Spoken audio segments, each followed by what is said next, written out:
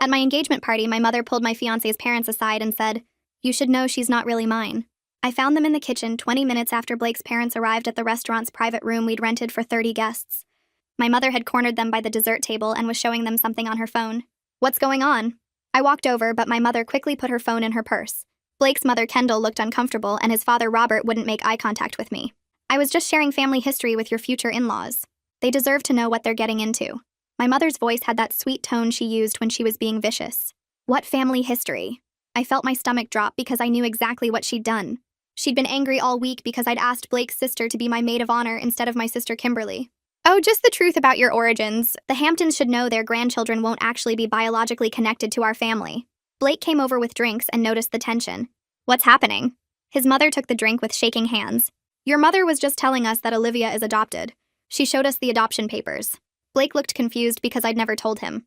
We'd only been together 8 months and it had never come up. "You're adopted?" My mother laughed. She doesn't like to talk about it. Embarrassed, I think. Her birth mother was a drug addict who got pregnant at 15. We got Olivia when she was 3 days old. Cost us $40,000 in legal fees, but we wanted to do something charitable. She said charitable like I was a tax write-off. "Mom, stop." But she was already walking toward the main room where everyone else was mingling. "I should tell everyone else too. They're all going to wonder why you look nothing like our family." Blake's father finally spoke. "This is inappropriate. Being adopted doesn't change anything." My mother spun around with fake shock. "Doesn't change anything?" Of course it does. Mental illness runs in her birth family. Her biological uncle is in prison. Her birth mother overdosed when Olivia was 5. These are things you need to know before you marry her. She wasn't even trying to whisper anymore. My Aunt Helen came over with my sister. "What's all this noise about?" My mother grabbed Helen's arm. "I was just explaining to the Hamptons about Olivia's real family. Remember when we had to get her tested for all those genetic disorders because we had no medical history?" Helen looked mortified. "Louise, that's private medical information." But my mother was building momentum. "Private? She's marrying into the Hampton family. They own half the commercial real estate in the city. They deserve full disclosure about her background." She turned to Blake. "Did she tell you her biological father was never identified?" "Could be anyone. The birth mother had multiple partners." Blake stepped between us. "Mrs. Coleman, you need to stop talking about Olivia this way." My mother's eyes narrowed. "I'm the one who raised her, fed her, clothed her, spent $300,000 on her education. I'll talk about her however I want. She's not even grateful. Chose your sister over Kimberly for maid of honor after everything our family has done for her." There it was, the real reason for this performance. My sister stood there smirking. "I told you she'd react this way, Mom." "Olivia's always been ungrateful. We gave her everything and she still acts like she's better than us." My mother pulled out her phone again. "Look, I have pictures of her birth mother from the adoption agency. Olivia looks exactly like her. Same nose, same mouth, nothing like our family." She started showing the phone to other guests who were gathering around. "See? You can tell she doesn't have our genes. We're all tall and blonde. She's short and dark-haired like her birth mother, the drug addict." Blake's mother stepped forward. "Mrs. Coleman, this is cruel. Olivia is your daughter regardless of biology." My mother laughed bitterly. "My daughter? I have one daughter. Kimberly. Olivia was an investment that didn't pay off. We thought adopting would make us look generous to our social circle, but she's been nothing but disappointing. Average grades, average career, and now marrying into new money instead of old money like we taught her." Blake grabbed my hand. "We're leaving." But my mother wasn't done. "Did you know she wet the bed until she was 8? That's not normal. Probably from whatever drugs were in her system when she was born. We had to buy special mattress covers. The smell was horrible." My father finally appeared from the bar where he'd been hiding. "Louise, that's enough." She turned on him. "Louise, you're making a scene." Frederick's voice was quiet, but she ignored him and pushed past Robert toward the dining room where our guests were still standing around with drinks. Robert moved to block her path, but she was already talking loud enough for everyone to hear. Blake grabbed my hand and pulled me toward the exit while his mother went to find the restaurant manager. I could hear Louise's voice carrying through the room telling anyone who would listen about my birth mother and the adoption papers, and how the Hamptons deserved to know what they were getting into. Blake's hand was shaking as he pulled me through the doorway and down the hall toward the parking lot. Behind us, I heard Kendall apologizing to the manager and explaining that we were leaving early due to a family emergency. The cold air hit my face when we got outside, and I realized I was crying without making any sound. Blake opened the passenger door of his car and helped me inside like I was fragile, then walked around to the driver's side and got in. We sat there in the parking lot with the engine off while I shook and cried, and he held my hand without saying anything, because what was there to say? 20 minutes passed before either of us spoke. The windows fogged up from our breathing, and I watched other cars pull in and out of the lot. Normal people doing normal things while my life fell apart in a restaurant I'd never be able to go back to.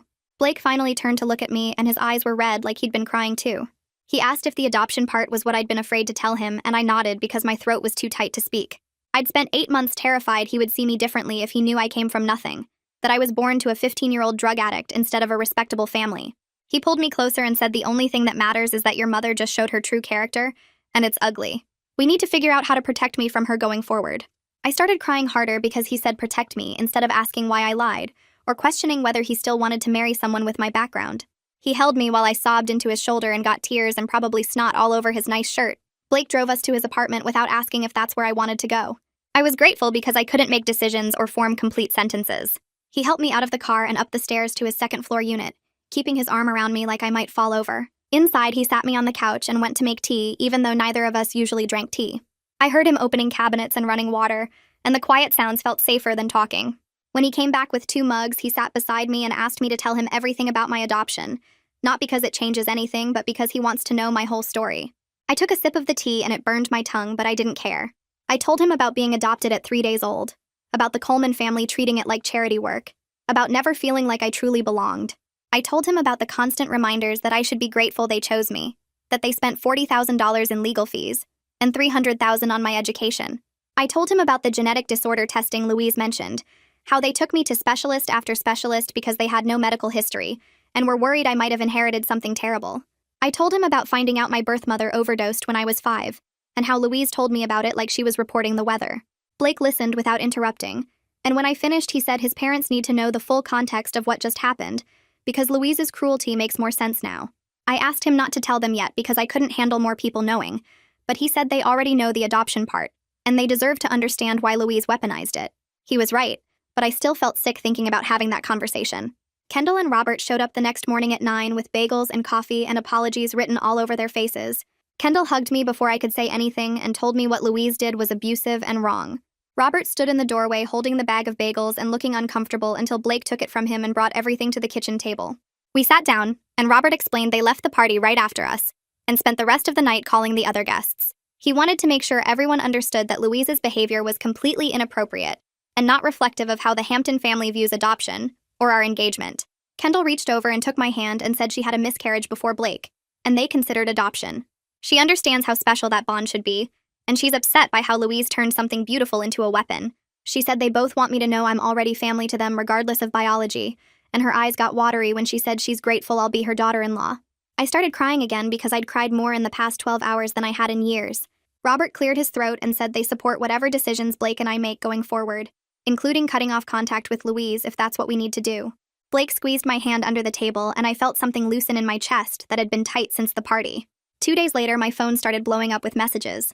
I was at work trying to focus on a budget report when the texts started coming in one after another. My cousin asking if it's true I've been lying about being a real Coleman. My uncle's wife sending a long message about how adoption is beautiful, but I should have been honest with Blake from the start. An aunt I barely know saying she always wondered why I looked so different from the rest of the family. I went to the bathroom and locked myself in a stall while I scrolled through message after message, realizing Louise had been calling everyone with her version of events. Kimberly posted something vague on social media about family loyalty and how some people forget where they came from, and it already had 40 likes from relatives and family friends. I felt sick reading the comments where people I'd known my whole life agreed that family should come first, and loyalty matters more than anything. Blake found me crying in the parking lot during my lunch break and gently took my phone away. He said we need to control what information goes out and to whom, that we can't let Louise control the story. He helped me draft a short message explaining that I'm adopted and proud of it, that Louise's behavior at the party was abusive, and that Blake and I are moving forward with our wedding plans. We sent it to a few key family members and close friends. Then I turned off my phone for the rest of the day. I made an appointment with a therapist who handles family problems and adoption issues. Her office was in a building downtown, and the waiting room had soft lighting and quiet music that was probably supposed to be calming, but made me more nervous. When she called me back, I sat on her couch and broke down describing the engagement party before she even asked a question. She handed me tissues and waited until I could breathe normally again, then asked how long Louise has used my adoption as a weapon. I opened my mouth to say it was just that one time, but then I remembered birthday parties where she'd joke about how I should be extra grateful since they chose me. Family dinners where she'd compare me to Kimberly and point out how Kimberly looked just like her while I looked like nobody. The time in high school when I got into a good college and she told people it was because of my sad background story, not my grades. The therapist wrote things down while I talked and introduced words like narcissistic abuse and scapegoating. Suddenly, 28 years of feeling wrong made horrible sense. She explained that Louise's blow-up wasn't really about the maid of honor choice. It was about me choosing my own family and breaking free from her control. I left with homework to write down other times Louise used my adoption to hurt me, and I filled 3 pages that night. Blake admitted he felt guilty for not knowing I was adopted. We were eating takeout on his couch, and he said he'd been thinking about all the times I changed the subject when he asked about my childhood. He wondered what other pain I'd been hiding from him, and whether he'd created enough safety in our relationship for me to share hard things. I told him it wasn't his fault, that I'd gotten really good at hiding the adoption because Louise made it feel like something shameful. He spent the next few hours on his laptop researching adoptee experiences and reading articles about family abuse.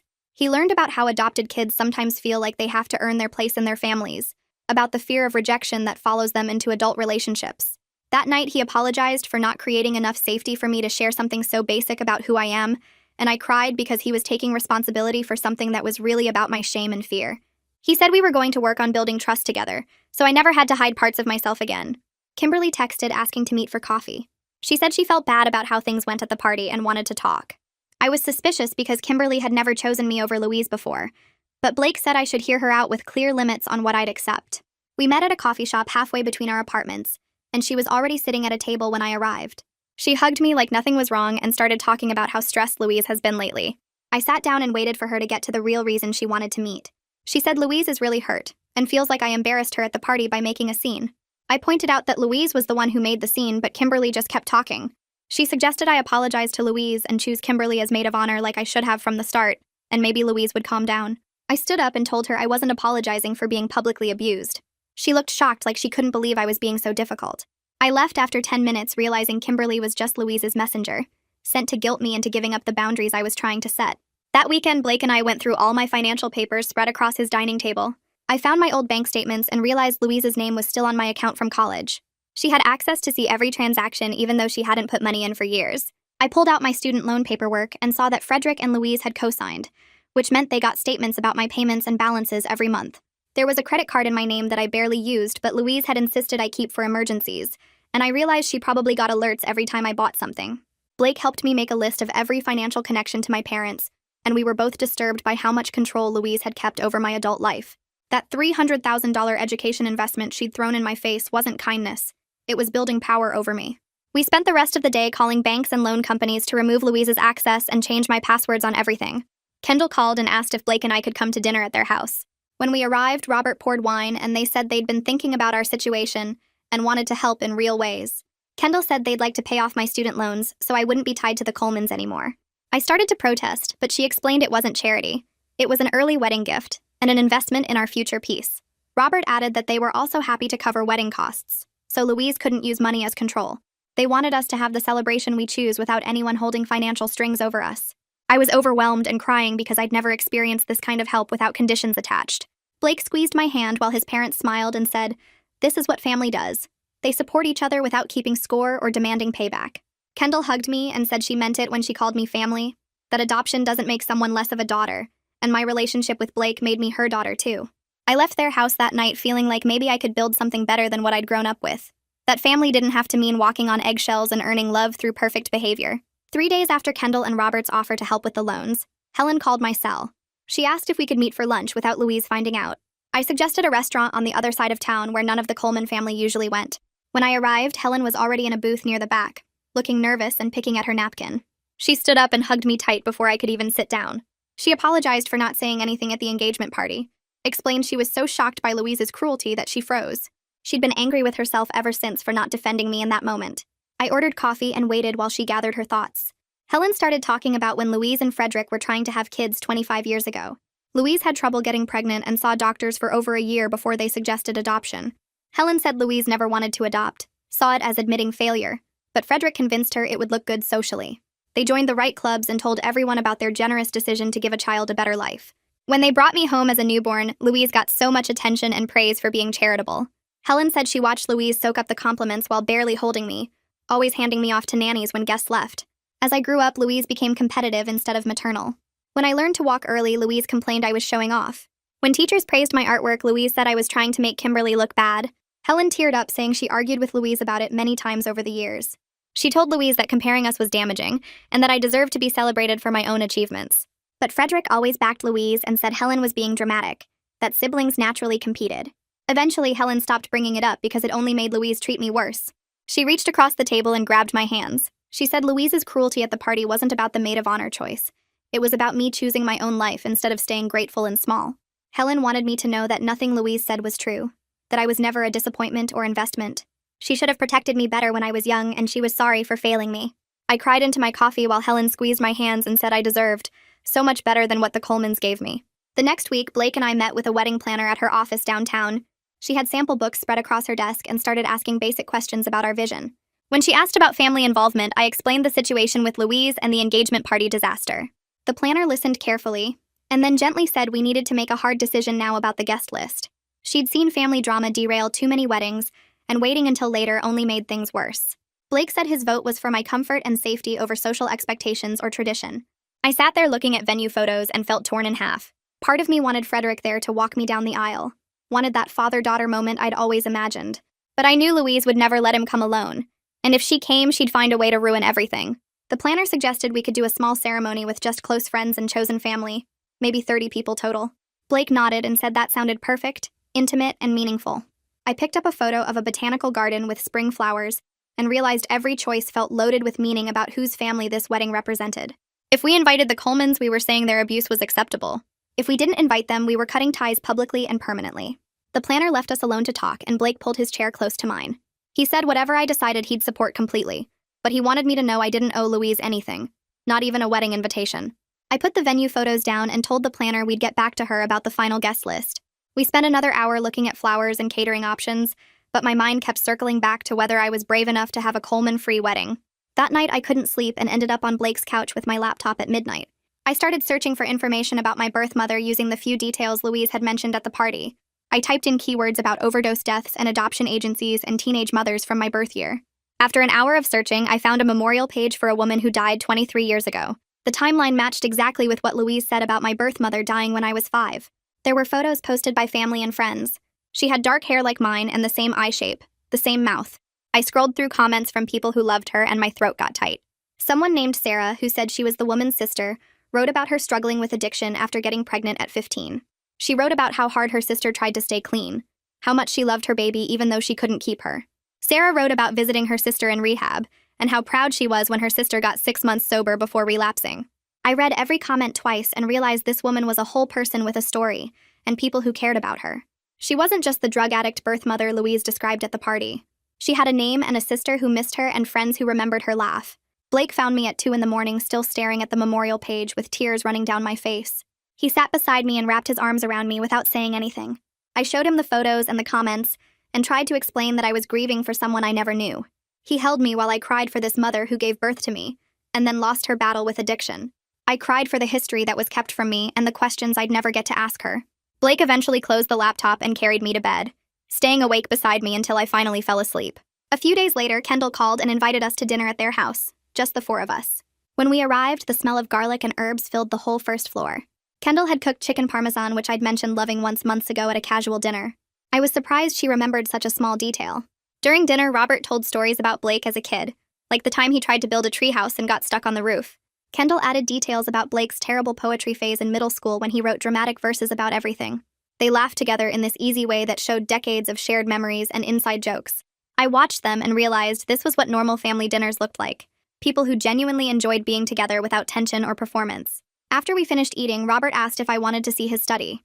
He led me down the hall to a room with floor-to-ceiling bookshelves and a big wooden desk. He showed me the bookshelf where he kept family photos going back 3 generations. Then he pointed to a frame on the second shelf with a photo of me and Blake from our engagement party, taken before everything went wrong. He'd already added us to the family collection. Kendall appeared in the doorway and said they wanted to start a new tradition of Sunday dinners with just the 4 of us. She explained it would be a space where I could experience family without having to perform or prove anything. Robert added that they considered me their daughter now, regardless of what any paperwork said. I started crying again because I kept learning that family could be safe and kind and chosen. Kendall hugged me and said they were sorry I spent 28 years not knowing what this felt like. She promised they'd keep showing me until I believed I deserved it. The next Tuesday, Blake's phone rang while we were making dinner at his apartment. He looked at the screen and showed me it was Louise calling him directly. He let it go to voicemail and we waited while she left a message. When he played it back, Louise's voice came through the speaker cold and threatening. She said she'd make a scene at the wedding if we didn't include her properly in the planning and give Kimberly a prominent role in the ceremony. She reminded Blake that she had rights as the mother who raised me and spent a fortune on my upbringing. If we excluded her, she'd make sure everyone in our social circle knew how ungrateful and disrespectful I was being. She'd tell everyone the truth about my background and my birth family's problems. Blake's jaw clenched tight as the message continued. She ended by saying she expected a call back within 24 hours to discuss her role in the wedding. Blake looked at me expecting me to be upset, but I felt strangely calm. Louise had just shown exactly who she was, and removed any doubt about whether she deserved an invitation. We saved the voicemail, and Blake made a backup copy to his computer. I told him we needed to make a clear decision about boundaries instead of hoping Louise would calm down over time. My therapist's words echoed in my head about how narcissists escalate when they lose control. Louise was just getting started with her campaign to punish me for choosing Blake's family over hers. In my next therapy session, I brought up the voicemail, and my therapist suggested we work on drafting a boundary letter to Louise. We spent the hour outlining clear statements about her behavior at the engagement party being abusive and unacceptable. My therapist helped me write down my need for space to plan my wedding without Louise's interference. We included specific consequences if she continued to harass me or Blake or tried to sabotage the wedding. My therapist kept removing emotional language from my draft and making it more factual and firm. She explained that narcissists twist emotional appeals and use them as ammunition, but they struggle more with clear boundaries stated as simple facts. I practiced reading the letter aloud until I could get through it without my voice shaking or tears starting. My therapist reminded me that Louise's reaction would be explosive and ugly, but that didn't mean I was wrong to set these limits. Blake offered to be there when I delivered the letter, but my therapist suggested I needed to do this myself. She said it would prove to me that I could stand up to Louise without someone protecting me. I folded the letter and put it in my purse, knowing I'd need to deliver it soon before I lost my nerve. 2 days later, Frederick called me for the first time since the engagement party. His voice sounded tired when he asked if we could meet privately to talk. I agreed, and we met at a park near my old high school on a Thursday afternoon. He was already sitting on a bench when I arrived, looking older and sadder than I remembered. He stood up and hugged me carefully like he wasn't sure I'd accept it. We sat down and he started apologizing for not stopping Louise at the party. He said he'd been replaying that night over and over and feeling ashamed of his silence. Frederick admitted he'd always known Louise was harder on me than on Kimberly, but he told himself it wasn't that bad. He convinced himself I was sensitive or reading too much into things. Seeing her cruelty so publicly and so deliberately made him realize he'd been enabling abuse for decades. He said he wanted a relationship with me and any future grandchildren, but he didn't know how to stand up to Louise after 40 years of avoiding conflict. His hands shook slightly as he talked, and I felt sad for him, but also clear about what I needed. I told him I needed him to actually defend me, not just feel bad privately after the damage was done. I needed him to set boundaries with Louise and mean them, to choose me over keeping peace with his wife. Frederick nodded slowly and said he'd try, but we both knew he probably wouldn't change. We hugged goodbye, and I walked back to my car feeling sad for him, but also sure that his regret without action wasn't enough anymore. Saturday morning, I woke up early and drove to my parents' house before I could change my mind.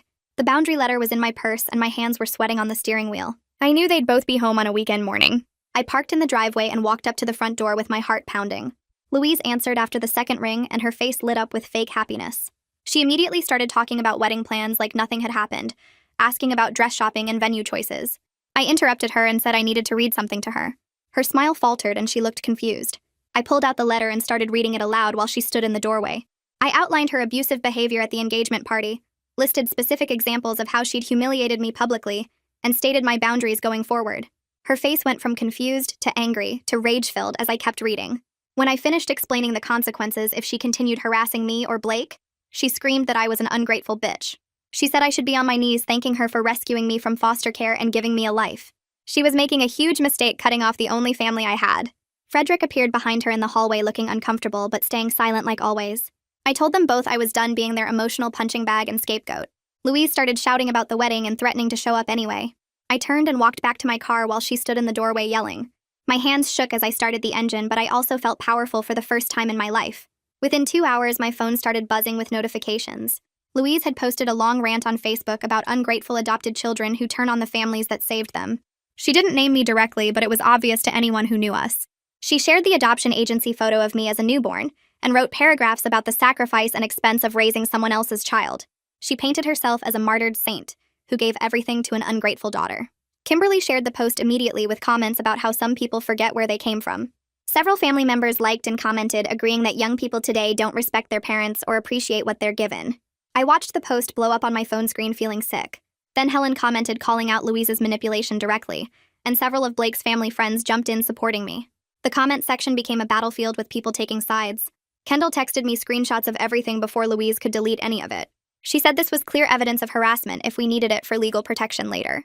Blake came home from the gym and found me staring at my phone. He took it away and made me tea while I told him about the Facebook post. He wasn't surprised and said Louise was showing everyone exactly who she was, which would help us in the long run. Over the next week, my phone kept lighting up with messages from unexpected people. 2 women from Louise's book club sent private messages saying they'd always thought Louise was too hard on me. They were glad I was standing up for myself and they wanted me to know they supported me even if they couldn't say so publicly. A cousin I barely knew called and left a voicemail about her own mother being the family scapegoat. She recognized the patterns in what Louise was doing and offered to testify about Louise's behavior if I ever needed witnesses. Blake's sister sent a long text saying she was honored to be my maid of honor and she'd seen how cruel Louise was at family gatherings over the years. Even the restaurant manager from the engagement party mailed a handwritten note to Blake's apartment. He said he'd never seen such inappropriate behavior from a parent at a celebration, and he hoped I was okay. Each message felt like validation, that I wasn't crazy or overdramatic. The support didn't erase the pain of Louise's rejection, but it helped me realize her version of events wasn't the truth everyone believed. Some people could see through her performance to the abuse underneath.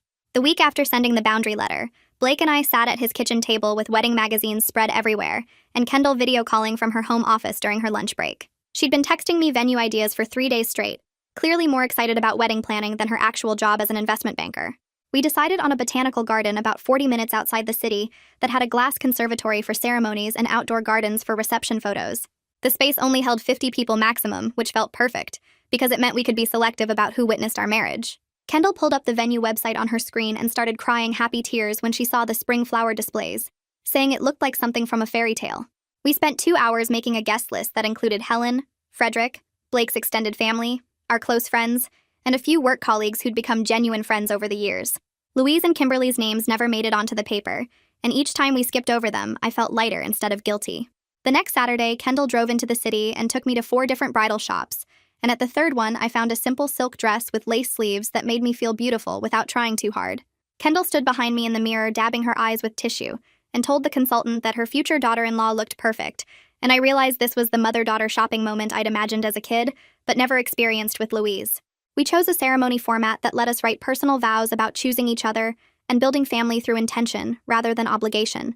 And when we told Robert our plans over dinner, he offered to walk me down the aisle if I wanted that tradition, or we could walk together as a couple if I preferred. Every choice felt like taking back joy that Louise had tried to poison with her cruelty, and I kept waiting for anxiety to hit. But instead, I just felt excited about marrying Blake, surrounded by people who actually cared about us. 2 months after I delivered the boundary letter, my phone rang with Frederick's number, and I almost didn't answer. He asked if we could meet at the same park where we'd talked before, and something in his voice sounded different, so I agreed. When I arrived, he looked tired, but also determined in a way I'd never seen from him. He explained that living with Louise had become unbearable since I'd cut contact, because she spent every day obsessing over my rejection and planning ways to crash the wedding or turn our social circle against me.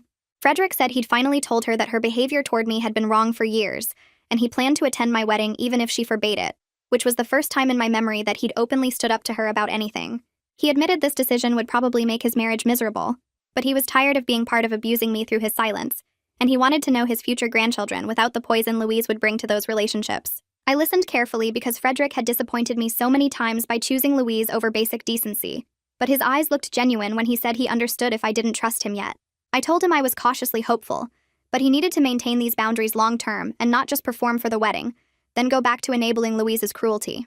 He nodded and said he knew he had decades of damage to make up for, but he wanted to try. We made plans for him to attend the ceremony, and then he asked if he could walk me down the aisle, and I started crying in the middle of the park, because I hadn't let myself want that until he offered it. The morning of our wedding, I woke up in Kendall and Robert's guest room because Kendall had insisted on having me stay over the night before, so we could get ready together. The botanical garden looked perfect with late spring flowers blooming everywhere, and white chairs set up in the glass conservatory, where sunlight filtered through and made everything glow. Kendall helped me with my dress and kept crying while saying she wasn't crying, and Robert knocked on the door to tell us the guests were arriving and everything looked beautiful. I could see Frederick through the window standing near the entrance in his best suit looking nervous, and Blake's sister came in to tell me Blake was pacing near the altar, like he might pass out from anticipation. When the music started and Frederick offered his arm, I could see tears in his eyes, and as we walked down the aisle between 50 people who genuinely loved us, he whispered that he was proud of me. Blake's face when he saw me made every hard moment worth surviving, and Kendall dabbed her eyes throughout the entire ceremony, while Robert beamed like he was gaining the daughter he'd always wanted, rather than losing his son. We exchanged vows about choosing each other and building family through love instead of obligation, promising to break the cycles we'd inherited and create something healthier for any future children. When we kissed, everyone cheered, and I looked around at Helen smiling with tears running down her face, and Blake's sister grinning, and Frederick looking genuinely happy for maybe the first time in years. Louise and Kimberly were notably absent, but their absence felt like freedom rather than loss, like we'd finally cut out an infection that had been poisoning everything for too long. At the reception, Helen gave a toast about chosen family and breaking cycles that made half the room cry, and Blake's sister talked about how I'd made her brother happier than she'd ever seen him. I danced with my new husband surrounded by people who saw and valued the real me, not the grateful charity project Louise had tried to force me to be. On our honeymoon in Italy, we spent mornings drinking coffee on our hotel balcony and talking about what family would look like for us going forward. Blake said he wanted kids someday, but only if we both felt ready to break the cycles we'd inherited. Him from privilege that let him ignore other people's pain, and me from conditional love and emotional abuse. We talked about how we'd raise children to feel secure and valued for who they were instead of what they achieved or how they made us look. I told him about my therapy sessions and how I was working through adoption trauma and learning to accept genuine love without constantly waiting for conditions to appear. Frederick had started calling me weekly since the wedding, and we were slowly building a real relationship separate from Louise, though I knew it was hard for him to maintain boundaries when he still lived with her. Kendall and Robert had fully embraced me as their daughter, and we'd started Sunday dinners where I was learning what healthy family dynamics actually felt like without walking on eggshells or performing gratitude. Some relatives still sided with Louise and posted passive-aggressive things on social media about ungrateful children, but I was at peace knowing I'd chosen my own well-being over performing gratitude I never owed. The work of healing wasn't finished and probably never would be completely done, but I was building a life where I was valued for who I actually am, rather than tolerated as a charity project, and that felt like the happy ending I never knew was possible.